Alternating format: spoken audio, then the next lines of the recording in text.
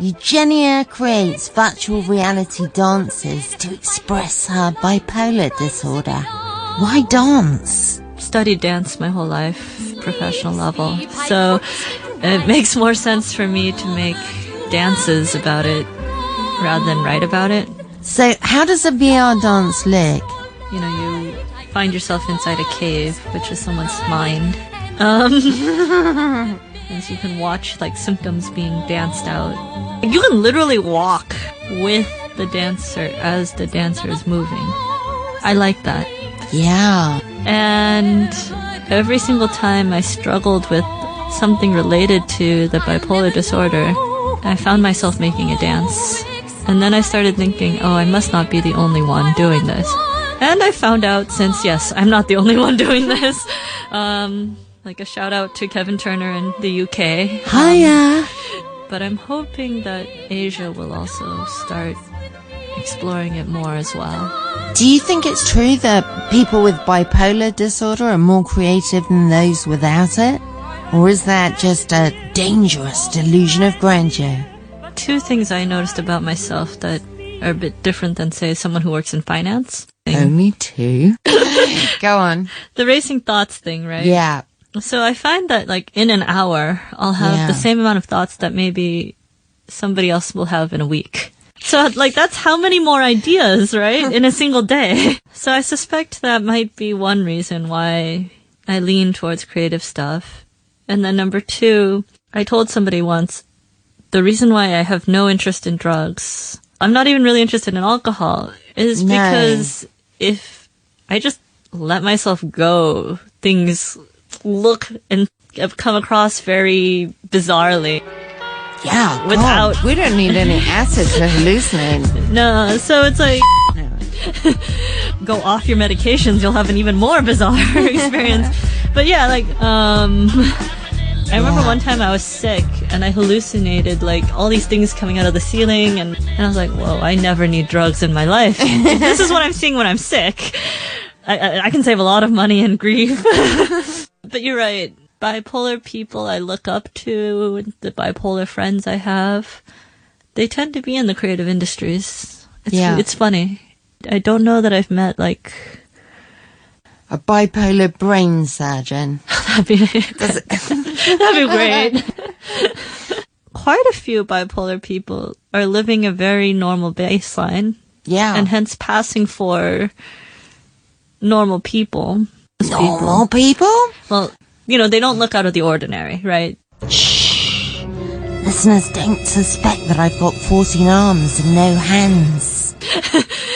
They don't look like the caricature of like someone like screaming up and down a street thinking that the whole God. I believe I can fly. I believe I can. Not even R. Kelly believes that anymore.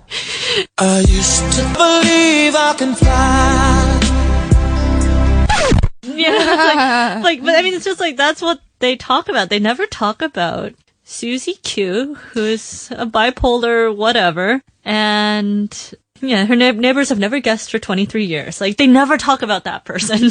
No. I want them to. I want them to talk about that person and the fact that Susie Q might look like she's doing quite fine, but between the hours of 8 p.m. and 11, she's freaking out, you know? You are Susie Q because you look so together. When I was in my teens and my 20s, it was much more apparent. And I've noticed that if somebody else is somewhat unhinged... Yeah, sorry about that. Then yes, it will definitely bring out all the old bad coping habits and everything. Oddly enough, overcrowded as Hong Kong is, actually, it also makes it easier to hide sometimes. Yeah, there's nowhere safer to hide than in a crowd.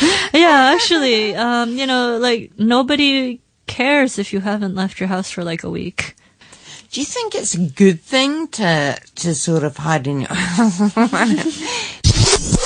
Do you think it's important to get out of your comfort zone and push yourself to be more social than you feel like? I like patient support groups because then you're surrounded by people who have similar experiences and you're not constantly re-explaining. Do you have a lot of friends who have bipolar disorder? No, not a lot. Good. But what I have found is that actually sometimes being around what society would call normal, high-functioning people is actually more frustrating, more depressing, more aggravating.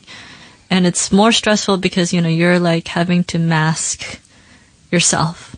You want to talk 100 words per second, but for their sake, you're purposely speaking only 5 per second, That's still a lot of words per second. So when I say hide in the house, no, it's not good to sit in one's own filth. But if all you can barely manage is taking a shower, changing your clothes, and eating food, if that's all you can manage for the day, then I think having that option is great. Do you think there's a lot of pressure these days to see your life as a performance? Yes. I really hate Instagram and Facebook for that. Because I notice people, staging pictures, basically. Set designing your life. Yeah. And then, people start to feel bad because they're like, oh, I'm not capable of that. And having to explain things like, what do you mean by hide in your house? Yeah. People, I think, would be like, why wouldn't you want to go to that party? Why are you hiding in your house on a Saturday night? And it's like, how do you explain, I've had a really hard week. Yeah. I want to just stare at the ceiling.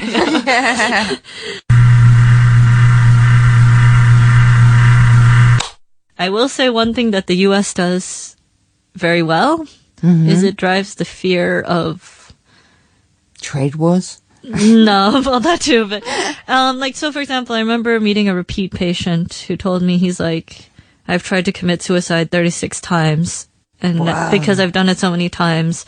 That's a lot of times. They put me in jail now. Because What? Because committing suicide is technically a crime. I never knew that. If you resist treatment too many times, you become like a criminal. God. And so you think that's a good thing? Unfortunately, it's quite effective. Whoa. But surely it's really easy to kill yourself in prison. See, I also don't like that. I don't like the idea of wellness by fear. If anything, what really bothers me about mental illnesses in general right now is that things like depression or PTSD have gotten really trendy. Things like schizophrenia and bipolar disorder seem to remain the ones that everyone backs away from. In the US, I've had people rant at me that bipolar people destroy other people's lives. But oh, my bipolar ex ruined my life. In terms of trendiness, I feel like narcissistic personality disorder and borderline personality disorders are the trendy things really? to hate. What's so cool about being a narcissist? Cool to hate on it, right? But it's everyone's willing to talk about it. Whereas with schizophrenia or bipolar disorder,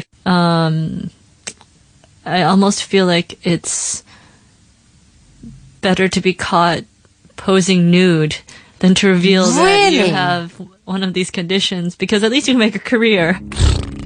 I think my nude modelling days are probably behind me. Everybody wants to be naked and famous. Everybody wants to be just like me, I'm naked. I've been Sadie Kaye, and so have I.